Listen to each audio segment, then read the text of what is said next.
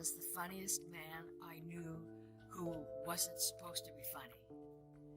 And he would be funny doing and saying nothing. Dean Martin was a legend to the world, but to Angie Dickinson, he was much more. On the set of Rio Bravo, Angie saw a side of Dean few ever knew. But why did she wait until now to share these thoughts? And what new light does this cast on Dean Martin's incredible legacy? Let's start from the beginning. Angie Dickinson was born as Angeline Brown on September 30th, 1931, in the tiny town of Culm, North Dakota. Her father, Leo, worked as the editor and publisher of the town's newspaper, the Culm Messenger. Life was simple, and Angie grew up with her sisters in Culm and nearby Edgeley. One of her favorite memories was how her father would show movies in the town every week. Those little screenings planted a dream in Angie's heart, a dream of one day being part of Hollywood. In 1942, when Angie was just 11 years old, her family packed up and moved to Burbank, California. This happened because her father had a drinking problem, and her mother, Frederica, decided the family needed a fresh start. The move changed Angie's life forever. In California, she did well in school and even graduated high school at just 15 years old. She was smart and driven, winning an essay contest that her older sister had also won before her. Angie's first step toward stardom happened almost by accident. In 1953, just a day before the deadline, she decided to enter a local Miss America contest. She didn't win, but she came in second place, which was still a big deal. This opened the door to modeling for Beauty Parade, where she stood out with her unique looks. People noticed her beautiful, expressive eyes, which seemed to hold both innocence and strength. Before becoming famous, Angie worked regular jobs like everyone else. She was a secretary at Lockheed Air Terminal in Burbank from 1950 to 1952. While working, she also studied at Glendale Community College and later graduated from Immaculate Heart College with a business degree in 1954. Back then, she thought she might become a writer like her father, but fate had other plans. Thanks to her pageant success, NBC noticed Angie and started giving her small TV roles. She appeared on variety shows like the Colgate Comedy Hour and even caught the attention of Frank Sinatra, who would become a good friend. Her first acting role came on New Year's Eve in 1954, when she appeared in an episode of Death Valley Days. That was just the beginning of what would become a long and successful career in Hollywood. Meanwhile, Dean Martin, born Dino Paul Crocetti on June 7, 1917, in Steubenville, Ohio, grew up in a house filled with Italian culture. His father, Gaetano, came from a small town in Italy, while his mother, Angela, had roots in both Naples and Sicily. At home, only Italian was spoken, so Dino didn't learn English until he was 5. This made school tough. His classmates teased him about his broken English, and he often found himself bullied. Steubenville itself wasn't an easy place to grow up. It was nicknamed Little Chicago because of its gambling and rough reputation. Life wasn't smooth, but Dino's family held on to their traditions while navigating these challenges. At 15, Dino decided to try boxing and gave himself the name Kid Crochet. It wasn't a glamorous career. He broke his nose, scarred his lip, and smashed his knuckles because he couldn't afford proper hand wraps. Dino later laughed about it, saying he won all but 11 of his 12 fights, joking about his one lonely victory. He and his friend Sonny King even charged people to watch them fight bare knuckle in their apartment. That idea didn't last long. Sonny was knocked out in their only real match, and they quickly gave up the gig. With boxing behind him, Dino turned to singing. At 17, he began performing in small nightclubs in Steubenville, using the stage name Dino Martini. It wasn't an easy life. To get by, he worked odd jobs, including dealing blackjack at illegal casinos, delivering bootleg liquor, and even working at speakeasies. But his voice stood out, and people began to notice. In 1940, Dino officially became Dean Martin and joined Sammy Watkins' band as a featured singer. This was the start of something big.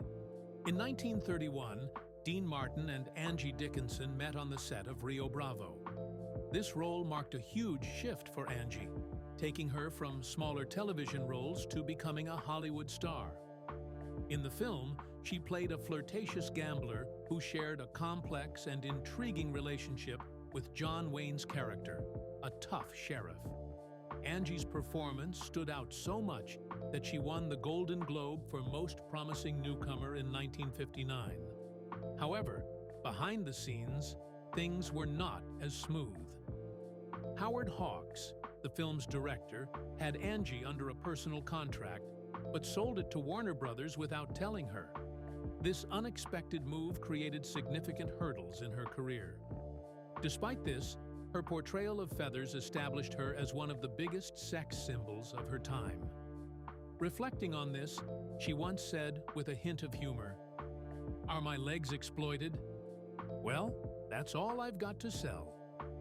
Meanwhile, Dean Martin used this film to break away from his usual comedy and music roles. In this movie, he took on a serious and challenging part, playing a deputy battling alcoholism. This role gave Martin the chance to prove his depth as an actor. The chemistry between Martin and Wayne was a highlight of the film, setting a new standard for buddy dynamics in westerns and influencing casting decisions for years to come. Dean Martin was often described as the glue that held the cast together. His humorous pranks and quick wit ensured that the atmosphere remained lively, even during long shooting days. Angie Dickinson frequently spoke about how much she appreciated Martin's generosity as a co-star. She admired his quiet confidence, sense of humor, and gentlemanly demeanor. In one interview, she described Martin as one of the most delightful human beings you could ever meet. She recalled how his humor made her laugh even during the most mundane moments on set. Dickinson also noted how Martin's humility was one of his most endearing qualities. Despite being a massive star, he never acted superior or aloof. "Dean made you feel like you belonged," she once said. "He had this wonderful ability to make you feel comfortable, no matter who you were or where you came from." The filming of Rio Bravo wasn't without its own share of drama. One of the most memorable incidents happened during a warehouse explosion scene. The plan was to blow up the warehouse for a dramatic effect, but no one had accounted for the pink paper stored inside. When the explosion happened, pink debris showered down everywhere, completely ruining the shot. This became known as the Pink Snow Incident. Director Howard Hawks, known for his fiery temper, reportedly launched into an unforgettable rant that became part of the movie's lore. The crew had to rebuild the entire warehouse and film the scene again. Another interesting detail about the film's production was its clever use of visual effects. The sets were built slightly smaller, at 7/8 scale, to make the actors look larger than life. On top of that, the movie contained only 5 close-up shots, an unusually low number for a big Hollywood film. Fast forward in 1945, Dean Martin met Jerry Lewis at the Glass Hat nightclub in New York. Jerry, a young comedian, was performing a funny lip-syncing act, while Dean, a smooth singer, was making his name as a crooner. A year later, they met again at the Havana Madrid nightclub, where Jerry walked up to Dean and introduced himself. That moment didn't seem extraordinary at the time, but it set the wheels in motion for a partnership that would change their lives. In 1946, their big break happened by pure chance. A singer didn't show up at Atlantic City's 500 Club, leaving the owner in a panic. Jerry convinced him to let Dean step in. Together, they threw together an act on the spot, Jerry acting wild and goofy, while Dean stayed calm and collected. The crowd loved it. Their personalities were so opposite that they fit together perfectly. Jerry later described their pairing as sexy and slapstick. That one performance was all it took for them to become a team. By the 1950s, Martin and Lewis were the biggest stars in America. They made 16 hit movies, combining laughs, chaos, and Dean's smooth charm with Jerry's over-the-top antics. Their live shows were so popular that fans often refused to leave, begging for more. Jerry and Dean would lean out of dressing room windows or stand on fire escapes to perform extra jokes and songs for the crowd. Sometimes they'd toss hats and shoes into the street below, causing fans to go wild. People couldn't get enough of them. They were funny, entertaining, and exactly what America needed in the post-war years. But their partnership wasn't all laughs. By 1954, cracks started to show. Dean felt like he was being pushed aside, especially after seeing Jerry doing a solo photo shoot without telling him. Angry, Dean confronted him, saying, "What am I, a fifth wheel?" Things got worse when Jerry, during a live TV performance, went too far. He climbed on Dean's back, pulled his hair, and smacked his ears, laughing like crazy. Dean warned him on stage to stop, but Jerry ignored him. The tension exploded when Jerry fired their head writers without talking to Dean first. This decision hurt Dean deeply and added to the growing rift between them. By the time they filmed Hollywood or Bust in 1956, their partnership was barely holding together. During filming, Dean coldly told Jerry, "You're nothing to me but a dollar sign." The words cut deep, and their friendship seemed beyond repair. After finishing the movie, Jerry couldn't even bring himself to watch it. Their last performance together was on July 25, 1956, at the Copacabana Club in New York City. It was exactly 10 years after their first act, but instead of celebrating their success, they walked away from each other, hurt and bitter. Though their split was painful, they couldn't entirely stay apart. In 1960, they surprised the audience at the Sands Hotel in Las Vegas by performing together for 15 minutes. They laughed, sang, and for a moment, it felt like old times. Their final public reunion came in 1989, when Jerry brought a birthday cake to Dean on stage in Las Vegas. With a smile, he joked, "Why we broke up, I'll never know." Despite all the ups and downs, their legacy as one of the greatest comedy duos ever is undeniable. After that, The Dean Martin Show started on September 16, 1965, and quickly became one of the most popular variety shows on TV. It was fun, different, and full of surprises. Dean Martin, always relaxed and confident, made it feel like anything could happen. He even slid down a fireman's pole to start the show, setting the playful mood right from the start. Though he seemed to drink alcohol during the show, it was usually just apple juice, adding to his funny, laid-back image. One of the most talked about parts of the show was the Mystery Voice Contest. Every week, the audience would hear a voice singing "Strangers in the Night." It turned out to be Frank Sinatra's recording, and the joke went on until Sinatra himself showed up to win the prize, a trip to Los Angeles, where he already lived. These clever moments made the show stand out, and people loved it so much that NBC signed a $34 million deal to keep it going for 3 more years. At the time, this was one of the biggest TV deals ever. The show ran for 9 years, with a total of 264 episodes. It wasn't just about how long it lasted, it was about how fresh and fun it stayed. Every episode felt both planned and unpredictable. For example, Dean had a funny habit of trying to mess up his pianist, Ken Lane, by singing silly lyrics during serious songs. People never knew what Dean would say or do next, and that's why they kept tuning in.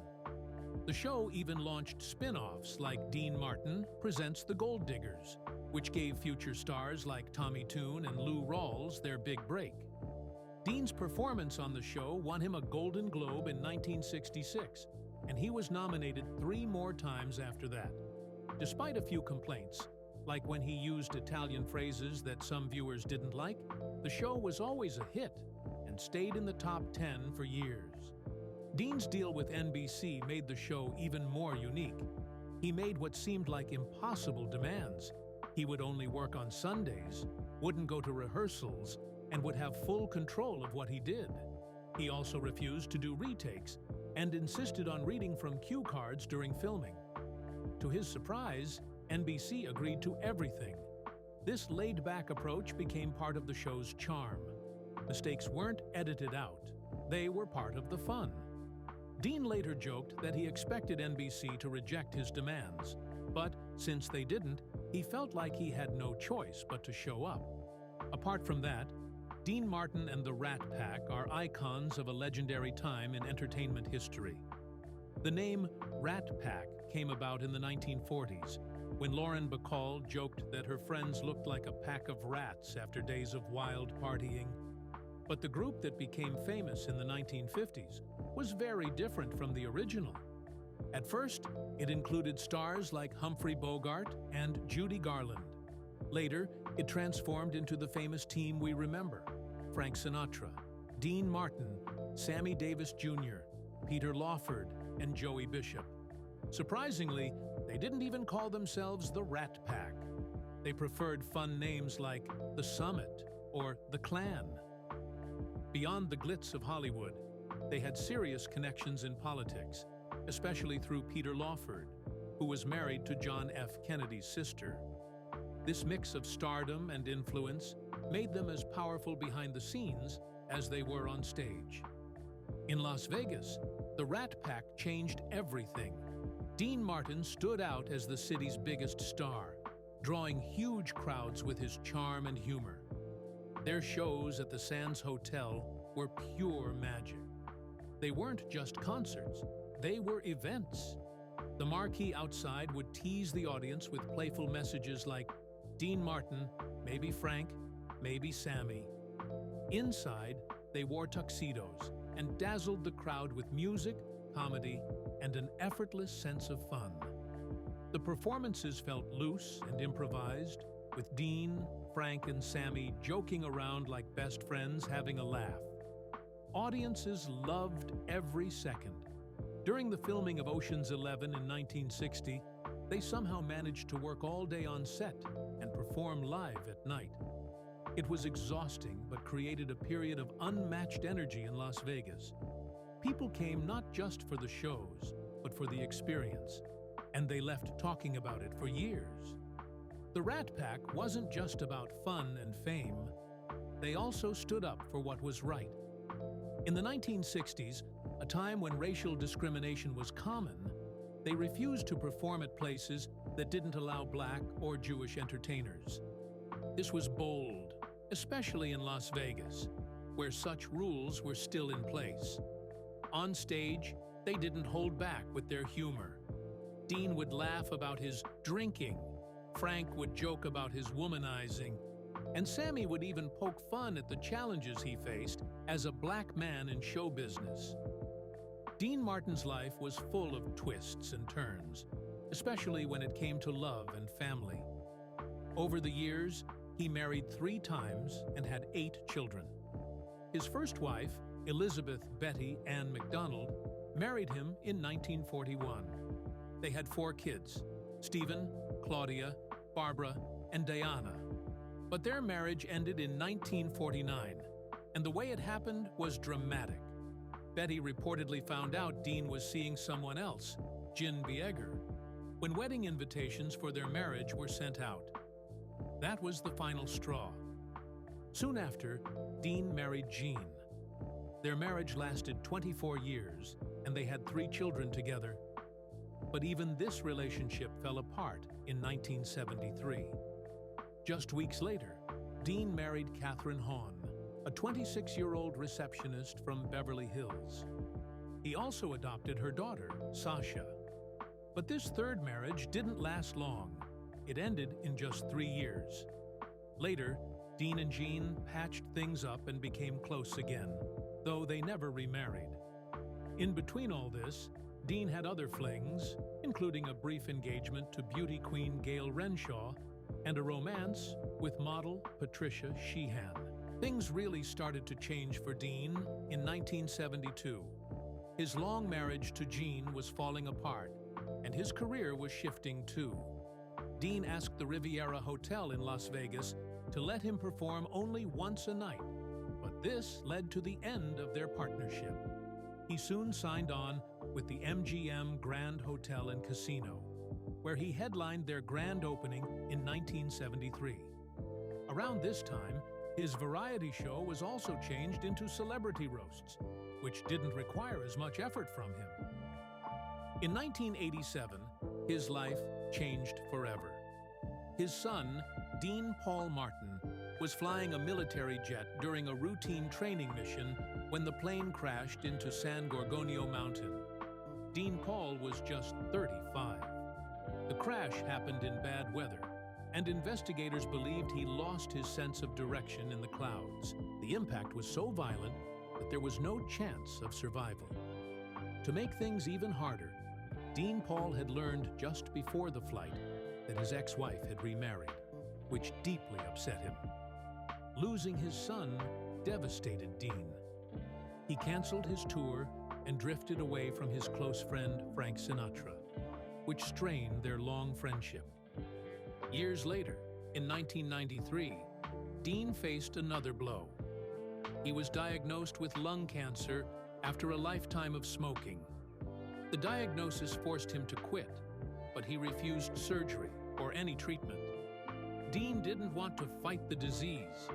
Instead, he stepped away from the spotlight and spent most of his time alone at home in Beverly Hills. By then, he had already endured so much pain in his life, and it seemed like he was ready to let things be. On Christmas Day in 1995, Dean Martin passed away at the age of 78. His death hit his old friend Frank Sinatra hard. Sinatra called Dean his brother, not by blood, but by choice. Dean's tombstone carries the words of his most famous song, "Everybody Loves Somebody Sometime," a fitting tribute to a man who left such a big mark on the world. Despite his reputation for being a heavy drinker, it turns out much of what people thought they knew about him wasn't true. His son, Dean Paul, once revealed that the drinks Dean held on stage were often just apple juice. It was part of his act, a little joke he shared with the world. In the end, Dean Martin's life was full of ups and downs, but he left behind 8 children, a legacy of music and laughter, and a lasting impact on American entertainment.